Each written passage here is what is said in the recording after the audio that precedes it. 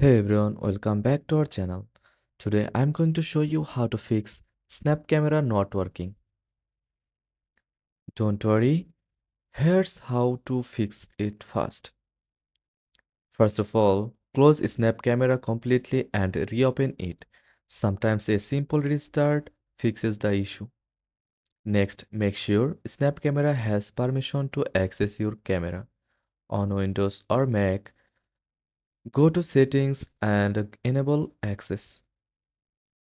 If it's still not working, update Snap Camera or reinstall it.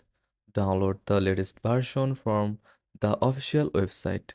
Finally, close any apps that might be using your camera, like Zoom or Teams. Snap Camera can't work if another app is using the camera. That's it. Your Snap camera should now be working perfectly. Like and follow for more quick fixes. Thanks for watching.